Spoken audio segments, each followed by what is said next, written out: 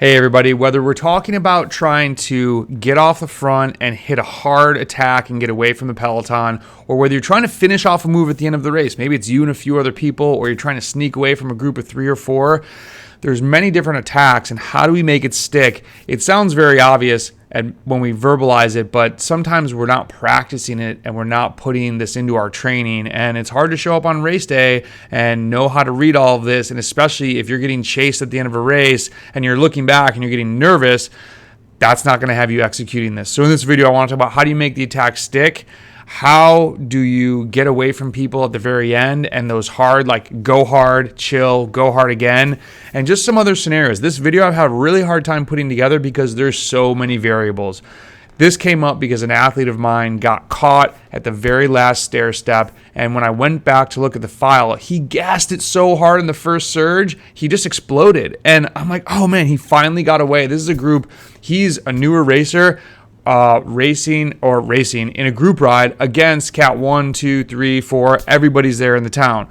So I think he just got a little shook. And I was like, man, this is actually a good video for us all to step back. And then I'll give an example. This happened in both of my races where number 1, I got dropped at Capital Region, and number 2, where I finally got away at Northwind's gravel from 3 other people. So have some real life experience that just happened. So hopefully this video by the end, we're going to keep it short and sweet. We can talk about intervals you can do, but then also a lot of this is mindset of understanding how and when to really hit the gas. And then also, do we know how to gauge our red line of different durations? It's so important. A lot of people know how to gauge a 20-minute effort. So a good amount of people know how to gauge a 5-minute effort, plus or minus. A lot of people don't gauge a 1-minute effort well. You can send them out and do 1-minute efforts, and it takes them about 4 tries to get it right. Well, by the 4th time, they're not going to have their maximal wattage because they've just gone out and cranked 90 seconds of full gas. So it's really important to kind of understand those sensations, because there's definitely pacing in a 1-minute effort, and especially when you're trying to get away. And then to make it even more confusing, what's my 1-minute effort when I'm already 2,000 kJs in? So how do we practice this?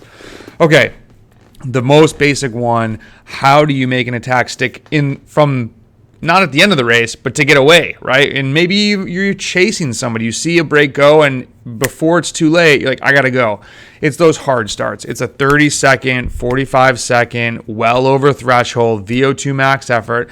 And then you need to go from that and then settle right into threshold riding, or hopefully threshold plus. If you're just bridging across, you should be well above threshold the entire time. And what you want to go back and look for in your file, if you're coaching yourself, are you going really hard and then needing to go to zone 2 even for a few seconds? Stop that. You need to work on consistent pedaling. And there are some podcasts. The one that comes to mind, I think, was That Triathlon Show a long time ago, where they're talking about, it's the actual kinetics of constant pressure on the pedals. And I'm probably going to screw up the exact science of what this was, but athletes who do these longer VO2 max intervals, just consistent pressure is different than doing 30-30s where you're going on, off, on, off, on, off. And I truly believe that practicing what you do is going to have a big effect on your racing performance. So don't just do 30-30s, do the longer, harder intervals and add in these hard starts. You're going to get, 30 to 45 seconds up to 130% FTP, let's say, if you're trying to make a workout right now, and then go at 105 to 110% FTP. And you only have to go 3 to 4 minutes. You're not bridging. We're not working on a 10-minute bridge. Something short, hard, punchy, and do a bunch of those. And then one other thought that sounds crazy, but this guy blew up. Could he have, instead of doing 600 watts, could he have done 500? Did he just get nervous and not understand his gauge? And it's 500 by feel, right? You're not looking down at your power meter like, oh, I'm doing 500 watts. Okay, I'm going to get away. But how do you practice this feel? Go practice these efforts. Go to group rides, go to races. You got to put yourself in these situations. And I know that at one point I had this sort of anti-group ride thing. People were like, oh, you don't like group rides. You never group ride. No, I like group rides that are quality, that get you to practice this type of thing. You need to practice finishing moves. You need to practice getting away. If you just go to 5-6 races over the summer, it's hard to do really well unless you're just physically better than everybody, which usually is not the case. That's why we have categories. Okay, practice stair-step climbs or practice these efforts that have multiple surges in them. So you're going super gassed like full out for 40 seconds, and then you get a little bit of reprieve, and then you have to go hard again. These might take you a little bit of time to get your head around because, again, you're riding that red line and you're learning like what's going to make you blow up, what's not. Landry had me go out and do one where it was a 40 on, 20 off, 40 on, 20 off, and then a VO2 max interval for 2 minutes.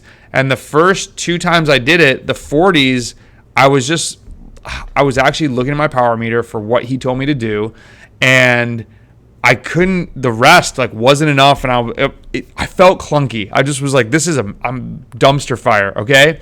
So the next one I said, hey, I'm just going to do this how I would follow an attack. I would sit up, people are looking around, somebody else goes, I'm going to follow that attack, sit up, look, and then we're going to blast it to the line for 2 minutes. That one where I just went and quote-unquote raced it was my best watts across the whole set and actually completed the interval. So there's something when you get your head out of your power meter and you just go rip. So don't make these all super specific. I would say go do some by feel, get a sense of what numbers you can complete, and then try and add on from there. Hey, I went and did 350 watts on my attack. Next time I'm going to try and do 365, add 15 watts. You know what I mean? Feel it out. And then a good thing that Will Hardin, I was talking to him about this, he did one where very similar, go hard, he would go to threshold, go hard, go to tempo, go hard, go to threshold, go hard, go to tempo. When you're burning that go hard, you realize the cost of it. You realize what that 30-second effort does to you at what you have to fall back down to. So having these meters of what is really hard, what is super hard, and what is going to make you blow up become different levels in your head.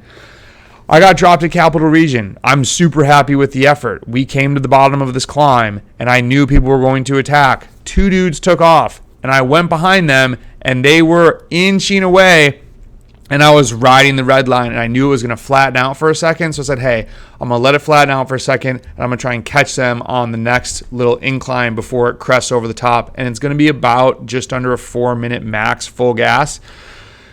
Get to the top, I'm like 2 bike lanes behind them. We start climbing back up again. The one dude gets out of his saddle. Curtis White is behind me. He actually gives me a push to give some momentum. Dude is a beast. And I'm like trying to latch on, okay, riding my red line, knowing if I get out and go after them right now, it's game over. Curtis comes around me, and all of a sudden he goes, uh-oh. And he starts going backwards. And I'm like, okay, this is the time. I look back, no one else is around us. Get out of the saddle, go, go, go. It's make or break at this point. And when I look back at the file, maybe I'll clip a picture. It's just the bright red in WKO, and then it goes to orange, and I'm just above threshold, and I can almost grab these guys. And the 3 of them look around as they hit the flat, and I'm like, please don't start working together.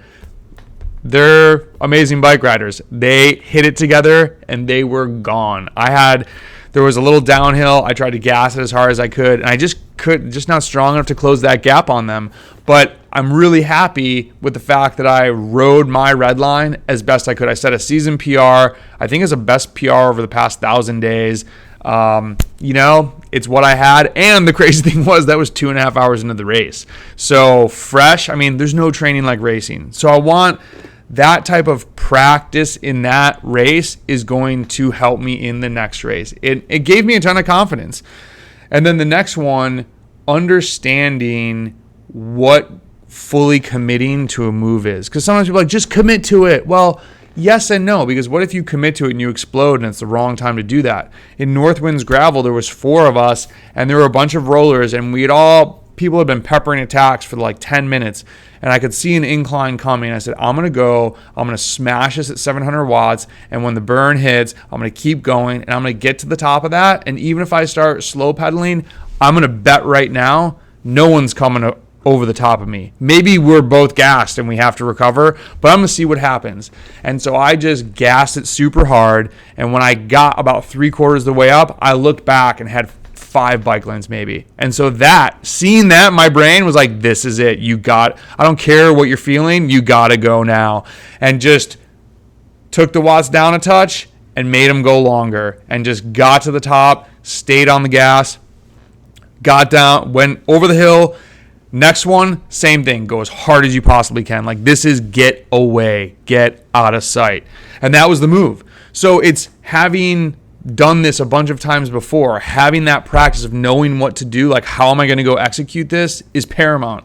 And this isn't like, oh, I'm so good at bike racing, but you need to practice this so that when you get yourself in that position, you know, what's my super hard that I can, you know, do I want to get to the top and risk everything? Do I need to save a little bit because this guy might be a little bit stronger? Like, that's why this video is so hard for me to put together, because there's not one answer. There's not one formula, but it's understanding what does...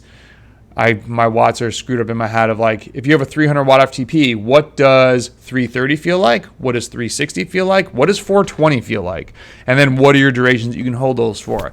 There's actually also another video I think that should come out is I was asking the other coaches, what zones do you use? Because I do 6 zones with a lot of people. Strava, I think, is actually super accurate with 7 zones because they break down your 105 to 120%, then 120, I think, to 150, and then 150 plus, they call neuromuscular. That's a different world. That is, getting time there is a different zone. And that's something I think on some of these rides when I would go out and do more fartlek, go hard, smash climbs, I want to be over 600 watts. I just want to be crushing. And it's hard to accumulate time on your own. You go to a race and you're going to get a ton of time there. So with that, also, someone's going to say, hey, you've also talked about how intervals are not races. You're saying go race. Okay, what about when I go to a race and I don't know people or I might not know the course? All of these little adjustments and tweaks and things that your brain is learning, and what does this feel like? What is the result of this? What are the watts from this interval? What are the watts from when I go full gas here?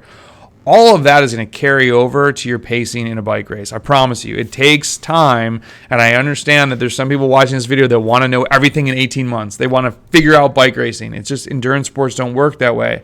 You're going to start to see climbs in a different way. It's like, okay, I could full gas that. And you got to also remember, what is it like when you're in a race and you've just gone super hard for an hour and a half maybe?